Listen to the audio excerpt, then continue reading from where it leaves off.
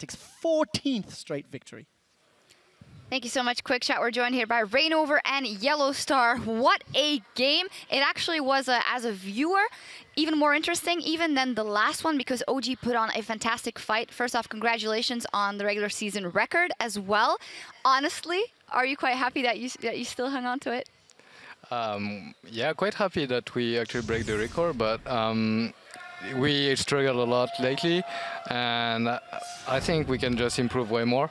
So it's actually good for us, and we have a lot of stuff to learn still, and this is the good part to take, you know? This is the nice part. I like that you say we've been struggling lately because to us it seems Fnatic is very dominant now also in coming back from games. But how have you felt about the fact that you've got pushed a little bit by Gambit, got pushed a little bit by Giants, got pushed here by OG in this one?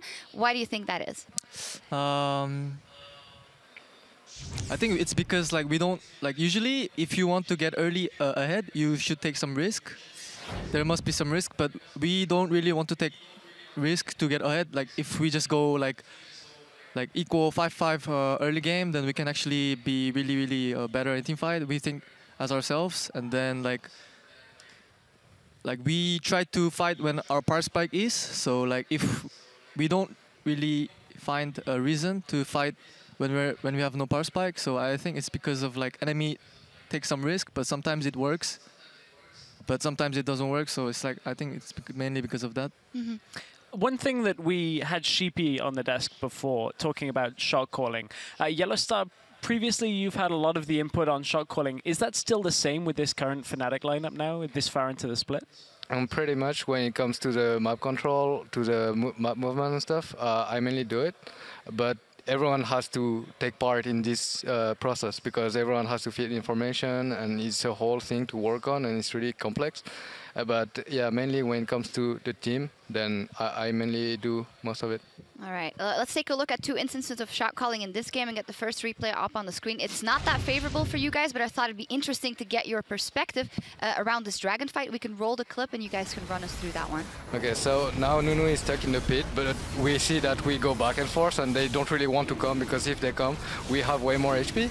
But then we see that Kalista is entering the pit and then it starts to be a bit dangerous. And we don't want to split like this because our team is more based as a whole. And our main damage source is just blown up, and then now we just everyone dies ace, and then from that point we just talk about how we want to fight because we've done a mistake. They took the Baron, so they capitalized really well, and we were talking about the fight, how we want to fight, and we know that the further we go and the better we'll be. So even though they managed to take a lot from the Baron, like towers and inhib, and then we knew that we were eventually coming back.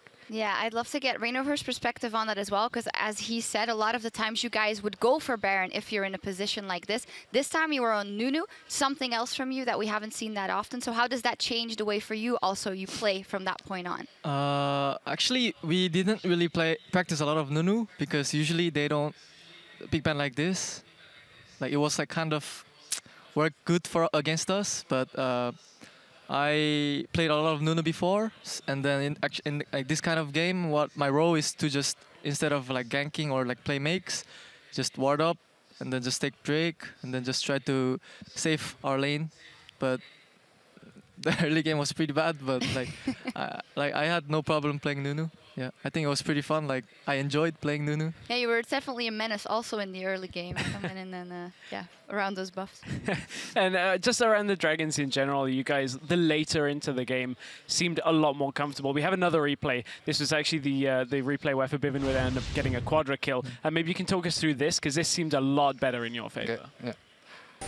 So previously we've talked that we just have to stick together, so we have no vision, so we have to face check. So it's really good that PK is using resources on me, and then we have the Kalista to actually throw me to take me back.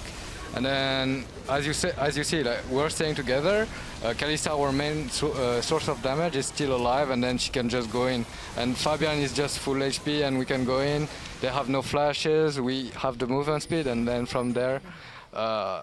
After the ace, I think there was no way that they could come back.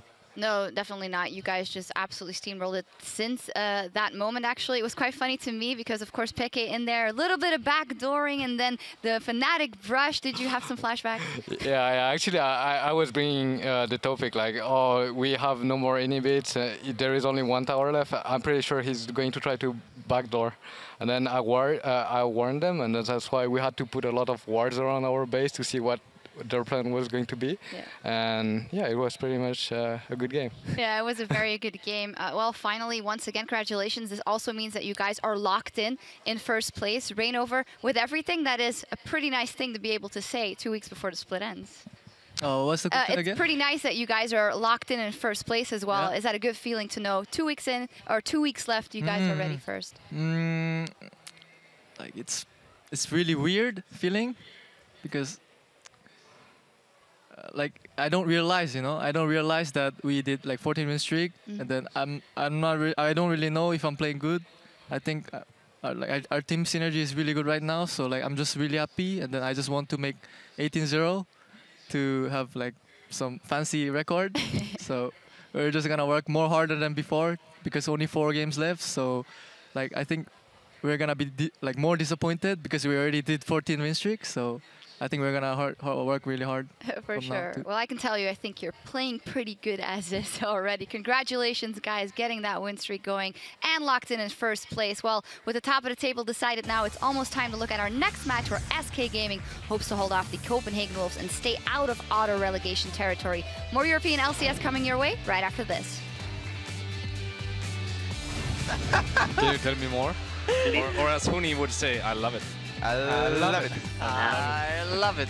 Fnatic are slowly closing in the gap. Huni stays alive. The tower's focusing amazing. One more shield. Good job, good job. Right, Get the others. Get them. Hey, No flash Lulu, no flash Lulu. Yeah, burn. Holy. Yes, so good, guys. Nice. Kalista. I'm tanking. Rise. Go. Nice. There we go. There's a black ball. Wild Growth comes out. Devonfit has found one. Reignover's found the second. Teleport. Soaz is going to get caught out. Knocked out. That's not what you want. Fnatic have found 2. Amazing will follow suit. And the most dominant team the LCS has ever seen sets a new record